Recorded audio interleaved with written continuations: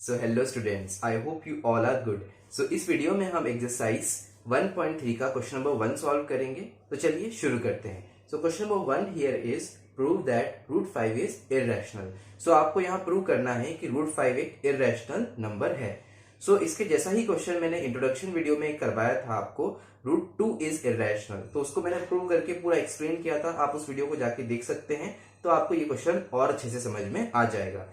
चलिए इस क्वेश्चन को हम सॉल्व करते हैं। सबसे पहले हम यहाँ पर एजम्पशन मेथड का यूज करेंगे। एजम्पशन मेथड में हम क्या करते हैं, जो रूट 5 इररेशनल हमें उसको प्रूव करना है। सो हम यहाँ पर रूट 5 को एक रैशनल नंबर एज्यूम कर लेंगे और फिर बाद में रैशनल नंबर की प्रॉपर्टीज जब वो फुलफिल नहीं करेगा तब हम बोल देंगे कि कॉन्ट्राडिक्ट कर रहा है हमारे फैक्ट को। और ये इसलिए हुआ क्योंकि हमारा एजम्पशन जो है वो रॉन्ग था, राइट। सो ये रूट 5 इररेशनल होगा, ना कि रैशनल। तो चलिए इसको प्रूव करते हैं। सबसे पहले हम यहाँ पर एज्यूम करेंगे। So let us assume that root 5 is rational.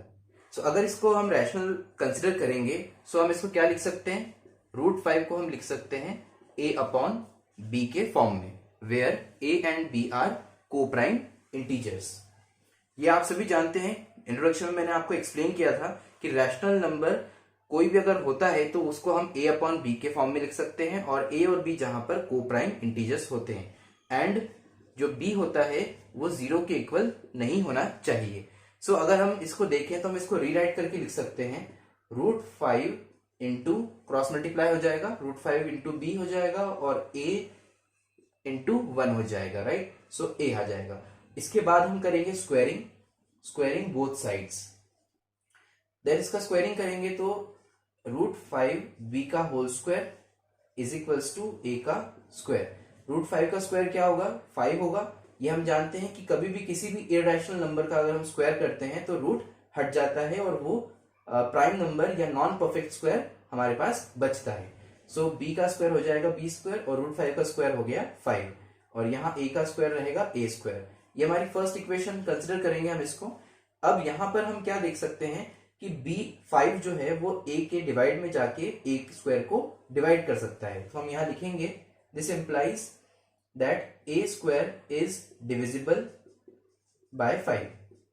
So अगर a स्क्वायर 5 से डिवाइड हो रहा है, सो थ्योरम 1.3 जो मैंने आपको एक्सप्लेन की थी कि कोई भी प्राइम नंबर अगर किसी भी पॉजिटिव इंटीजर के स्क्वायर को डिवाइड करता है सो वो प्राइम नंबर उस पॉजिटिव इंटीजर को भी डिवाइड करेगा। तो हम इसे लिख देंगे that a is also divisible by 5। A square अगर 5 से डिवाइड होगा तो ए भी 5 से डिवाइड होगा, राइट। तो हम यहां से इन दोनों स्टेटमेंट से ऐसा कह सकते हैं that A 5 is a factor of A, right. हम यहां कह सकते हैं कंक्लूजन में 5 इज अ फैक्टर ऑफ ए। सो ए को डिवाइड करने वाला 1 के अलावा नंबर क्या आ गया, 5। अब देखते हैं हम क्या बी को भी 5 डिवाइड करता है। चलिए उसके लिए हम यहां पर क्या लिखेंगे, जब 5 ए का फैक्टर आ गया है तो हम ऐसे लिख सकते हैं that let a is equals to 5c, right. जब ये स्टेटमेंट आ गई तो हम ऐसे लिख सकते हैं क्योंकि 5 जो है वो a को डिवाइड कर रहा है, राइट। तो ये डिवाइड में जाके a को डिवाइड कर देगा, तो हमने ऐसा लिख दिया। अब इसके बाद हम करेंगे स्क्वायरिंग बोथ साइड्स, जैसे कि हमने यहां किया था, राइट। सो स्क्वायरिंग बोथ साइड्स करेंगे, फिर हमें क्या मिलेगा यहाँ पे, जब स्क्वायरिंग करेंगे तो a का स्क्वायर हो जाएगा a स्क्वायर एंड 5c का होल स्क्वायर हो जाएगा, राइट। अब यहाँ a का स्क्वायर a स्क्वायर और 5c का स्क्वायर 25, 5 का स्क्वायर 25 एंड c का स्क्वायर c स्क्वायर। अब a स्क्वायर की वैल्यू को हम इक्वेशन नंबर 1 में पुट कर देंगे। Now put a square is equals to 25c square in equation first, right. First equation में पुट कर देंगे तो यहां पर हम लिख देते हैं 5b square is equals to a square की जगह पे हम रख देंगे 25c स्क्वायर। अब ये 5 मल्टीप्लाई में है बी स्क्वायर के साथ, राइट हैंड साइड में डिवाइड में जाएगा और डिवाइड में जा करके इस 25 को डिवाइड कर देगा 5 टाइम्स। 5 टाइम्स 25 होता है, राइट। और सी स्क्वायर का सी स्क्वायर। इस इक्वेशन को हम देख के कह सकते हैं दैट 5 जो है वो बी स्क्वायर को डिवाइड कर रहा है। तो हम यहाँ लिख देंगे सिमिलरली जैसे हमने यहाँ लिखा था that B square is divisible by 5। Similarly हम कह देंगे that b is also divisible by 5। अगर b स्क्वायर 5 से डिवाइड हो रहा है तो b भी डिवाइड होगा 5 से। Therefore we can say 5 is a factor of b also, right. 5 जो है वो किसका फैक्टर आ गया, b का आ गया। जैसे a का 5 आ गया था वैसे ही b का भी 5 एक फैक्टर आ गया। विच मीन्स कि ए और बी दोनों को 5 डिवाइड कर रहा है, जो कि नहीं होना चाहिए था, क्योंकि ए और बी कैसे नंबर्स है? को प्राइम, राइट? हमने रूट 5 को रैशनल माना था, इसलिए वो ए अपॉन बी के फॉर्म में हम उसको लिख पाए थे, और ए और बी को प्राइम होने की वजह से रैशनल नंबर इसको हमने कंसिडर किया था, राइट? बट यहाँ पर 5 जो है ए और बी दोनों का फैक्टर आ गया है। सो यहाँ पर ये तो कॉन्ट्राडिक्ट हो रहा है, तो आप क्या लिखेंगे statement that this shows A and B have common factor 5, right? So ये तो क्या हो रहा है? This contradict the fact. आप बोलोगे कि ये तो कॉन्ट्राडिक्ट कर रहा है, विरोध कर रहा है, कॉन्ट्राडिक्ट द फैक्ट। किस फैक्ट को कॉन्ट्राडिक्ट कर रहा है? किस फैक्ट का विरोध कर रहा है ये? That root 5 is rational. Friends, यहाँ पर ए और बी का कॉमन फैक्टर 5 आने की वजह से रूट 5 एक रैशनल था, उसका एक कॉन्ट्रडिक्शन क्यों हो रहा है?